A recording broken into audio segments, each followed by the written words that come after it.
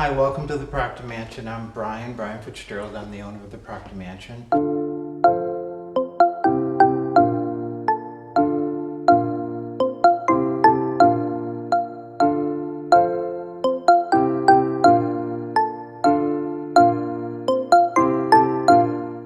Proctor Mansion is a Second Empire French Victorian, and it was built by a very famous Rentham resident of 1861. His name was Thomas Proctor.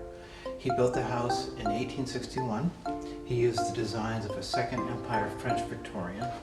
We have looked into the documentation of the Second Empire French Victorians, and what we have found is that we've only been able to find 7 left in the country with the original interiors intact, and this is one of 7. So if Thomas Proctor was looking over my shoulder, he doesn't, but some people think he might. He would recognize his house to be exactly how it appeared to him in 1861, right down to the colors and such. With 3 exceptions. Some of the furniture is modern, like the white wedding chairs in the ballroom. We have electric lighting. The house was originally lit in 1904. And of course we have bathrooms because there was no plumbing here in the house during that period of time. This is the parlor. People would know this as the living room today, but this was called the parlor in that period of time. And the first thing I want to point out is the ceiling. The artwork in the ceilings are really pretty critical. We don't know of any other mansion in southern New England where the ceilings are actually hand painted. Many of the Newport mansions actually have the ceilings are stenciled. But this house is about 50 years older than any of those mansions, and in the 1860s they did hand painting.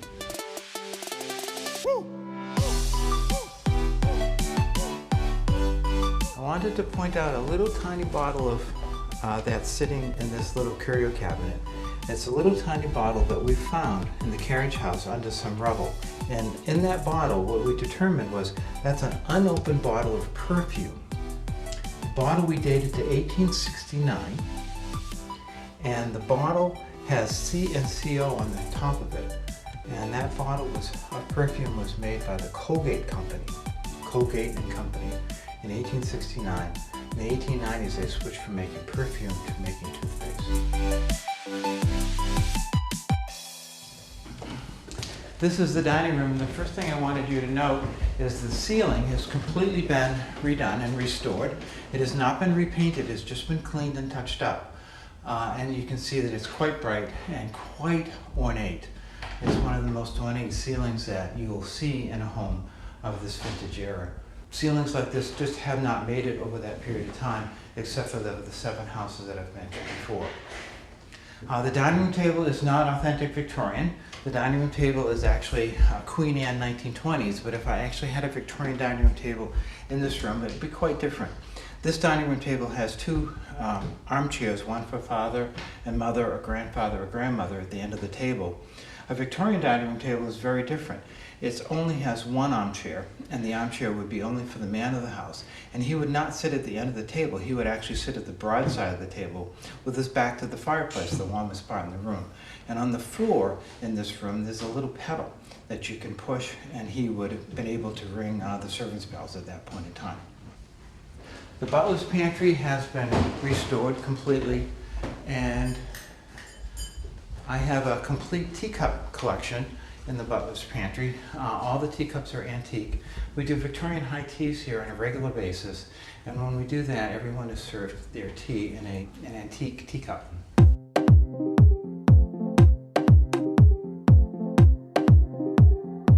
This is our working kitchen. We only prepare breakfast for guests in the morning. This is because I've got breakfast. But I wanted to point out the baking oven. The baking oven is original to the home, and it has been restored. And we expect that we'll probably be able to fire it up and see if it really works.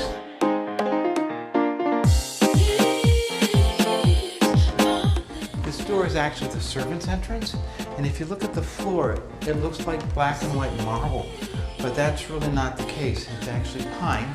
The floor has been painted to look like black and white marble.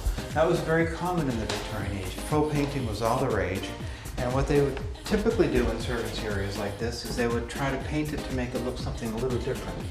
As we walk back this way, notice the servants' bells are hanging.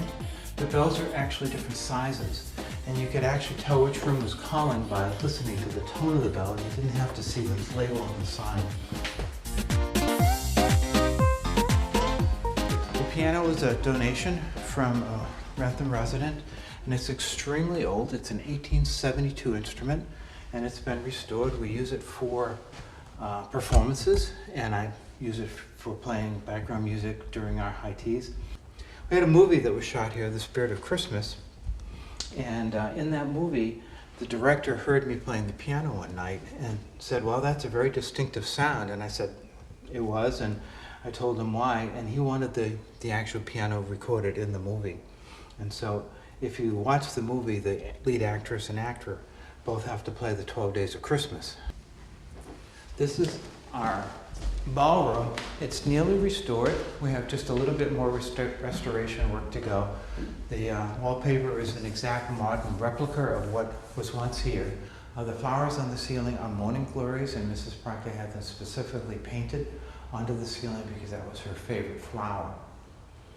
The tree in the front of the Proctor mansion is also pretty interesting. It's a European copper beech tree, and it was planted on April 10th of 1861. That was the day the family moved into the house for their first day living here, and they had a celebration move-in party, and her children, as part of the ceremony of moving to the house, actually planted that tree. Mrs. Proctor brought it over in a flower pot on a steamship the year before that, so the tree and the house are the same age.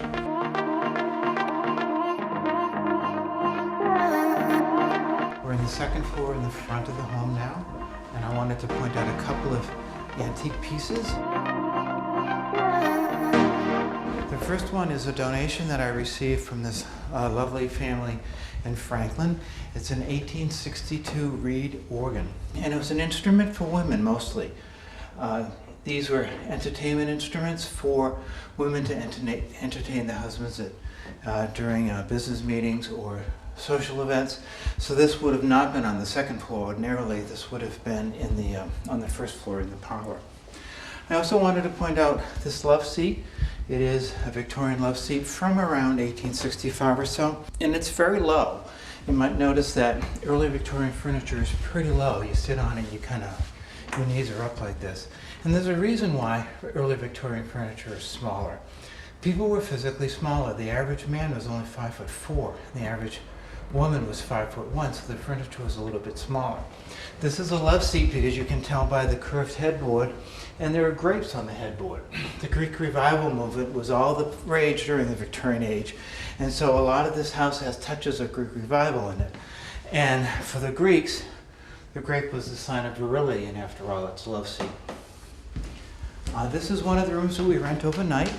We try to make folks feel like honored guests of the Victorian age, and we would love folks to come stay with us if you'd like and explore what it would be like to live in a home like this during the Victorian age.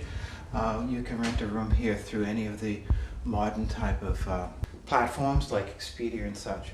Our ratings on TripAdvisor are one of the highest in the area, so please come. And I wanted to talk about the bed.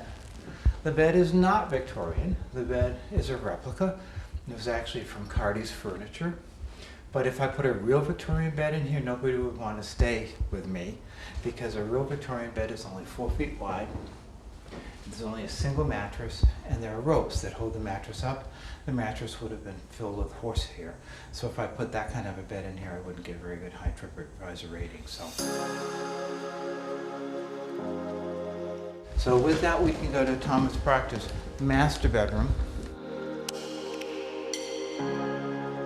Again, the bed is a king-size bed. It's a sleigh bed, which was a Victorian style, but it's a king-size bed, so it is actually a replica as well.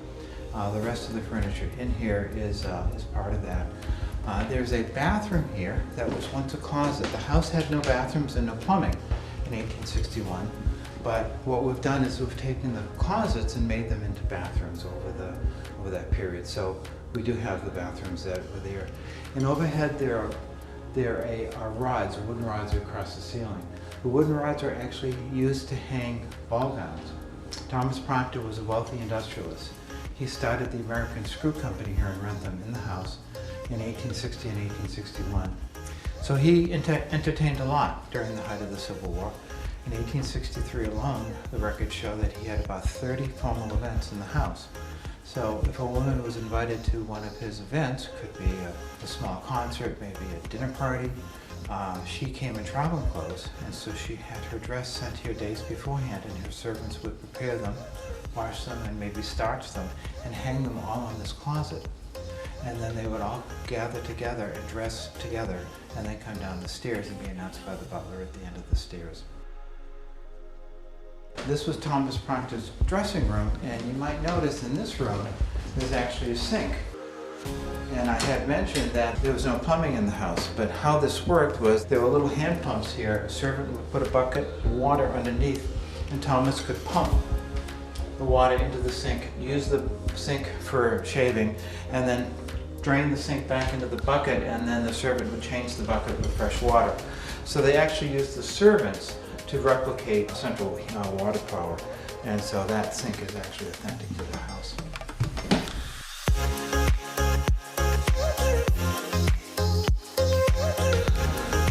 This is another room that we have. The wallpaper in this room is authentic to the period, but it is a replica again.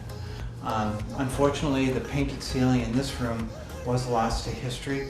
We do have photographs of what it looked like, and we do have an artist that very well might be able to reconstruct it and paint it on this white ceiling.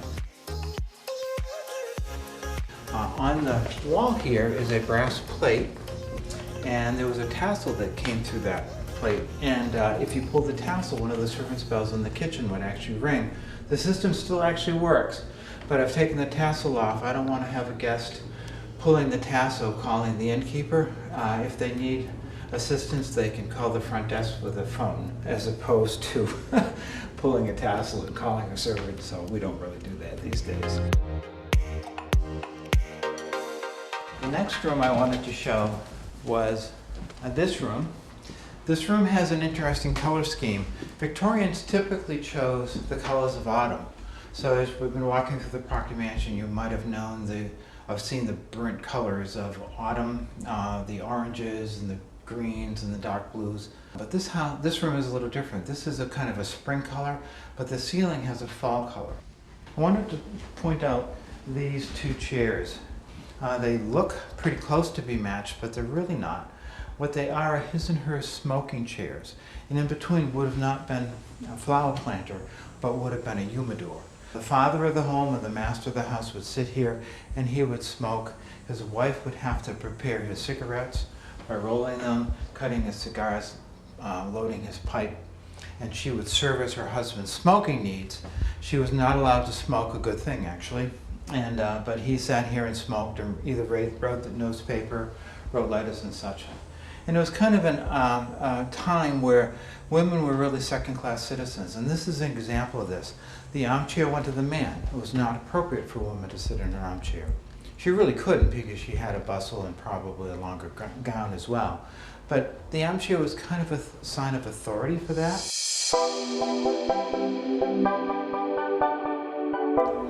I also wanted to point out the valance along here. The valance is quite dark blue. Behind these little nubbings of 3 and 2 are oak leaves that have been carved right into the plaster as the plaster dried. The nubbings of 3 and 2 are actually acorns that Mrs. Proctor had her children collect in November of 1860, and she had the acorns laid right into the plaster as the plaster dried. And you might wonder why they did that. Well, the acorn was a sign of welcome in the Victorian age. So there are acorns adorned all through the house. The most prominent view of acorns in the home is the valance on this level and the valance on the bottom of the second floor as well. So as we go to the next part of the house, you might notice the floor, which is oak, will switch to pine, and across into this room, and we won't really go into this room particularly, was the butler's room. So the butler was on the same level as the family, but he was in an area of the home that had pine floor, wide pine floor, as opposed to oak or tiger maple. So the butler had his own room. He was a very special person. He was the CEO of the house, if you will, just like in Downton Abbey, the household was run by the butler. Thomas Proctor had 10 domestic servants working for him in 1861 through 1868. He had another 8 servants that were housed in the carriage house, and in the garden house in the back he had another 6 servants. So Thomas Proctor had a total of 24 servants. But this ratio of 10 servants to 5 family members, Thomas Proctor had 3 children. That 2-to-1 ratio was considered very, very modest for the Victorian age. John Jacob Astor, who lived in Astor's Beechwood Mansion in Newport, Rhode Island, had a ratio of 4.5 domestic servants to family members. So a 2-to-1 ratio is considered quite modest. The next room here is actually the maid's room. It was kind of a small, modest room, and there's a door here that connects the maid's room to the butler's room. And when I do tours, when people are with me, I always say to them, why do you think the 2 rooms were connected? People kind of giggle a little bit. But the reason why these doors were typically connected was virtually 100% of the time the head manservant, the butler, and the head lady servant, the maid, were actually a married couple. And so it was very typical that they would have a 2-room suite together on the same level as the family. So I wanted to point out the red window. The red window is pretty cool. In the Dedham Land Court, I found records of the Proctor Mansion and how it was to be built for Mr. Proctor. And in there's a description on how the red window was to be built. It was actually built here on site with a potter's wheel to make it look circular.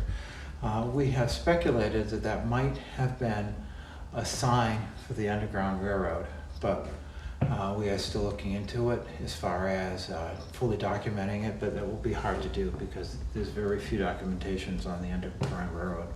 But a red lantern or a red image in the back of a house on the eastern side was a sign for a safe house. And we do know that Thomas Proctor was an abolitionist. So with that, we can go up these stairs to the servants area.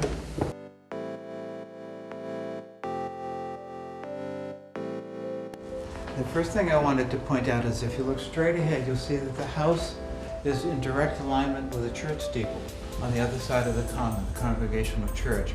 And if you look carefully through the glass, you might notice the glass is ripply. About 60% of the glass in the Proctor Mansion is still original Victorian glass, and it is quite a bit thicker than our modern glass. But Thomas Proctor wanted his house to be aligned with his church. He wanted his religion to be aligned with his life. And with that, he insisted on having the house aligned in a certain way to match the alignment between the church and the home. This room here was a servant's bedroom, so we've kept it authentic to that period, and we've decorated it in a very rustic way. If you look at the floor, you can see all these scratches on the floor, which are correct, probably from shipping crates and such from the Victorian period. There were 4 male servants that shared this room, and they heated the room with a potbelly stove here. And this back bedroom was a bedroom that was used for 4 female servants. So 8 total servants actually lived on this level and shared the domestic duties of the home. When we started doing some wiring and some plumbing to bring power and water up to this level, we lifted up some of the floorboards and found under the floorboards some interesting small artifacts that were servants-based ownership. It was not unusual for servants to lift up a floorboard to put their personal possessions underneath. And we found a lot of ladies' hat pins, small items, some letters, shipping labels, and things like that from the Victorian period. So that's how we know that the servants were mostly Irish. And this room over here, which is completely unrestored, was not part of the servants area. This room here is the billiards room, Thomas Proctor's billiards room. We would call it a family room today of the home, but this was actually the billiards room. And the walls have yet to be restored. This room hasn't even been touched from that period. We had a major water leak, one of 11, that were leaking through the house, and you can see the damage. But it's not horrible, and we can certainly restore that ceiling. So we're thinking about and doing the planning to actually restore this room maybe this coming winter or the winter after that. But it was his billiards room. This was not his billiards table, though.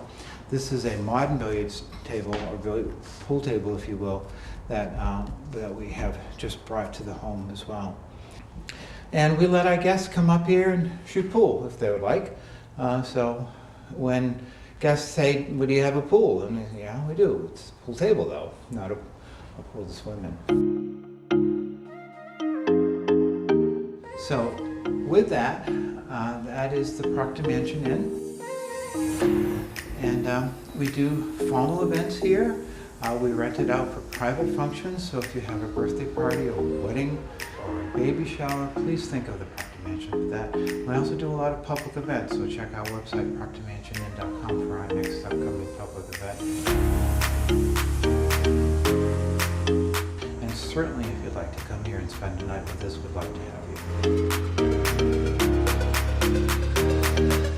Thank you very much. Again, the Proctor Mansion Inn.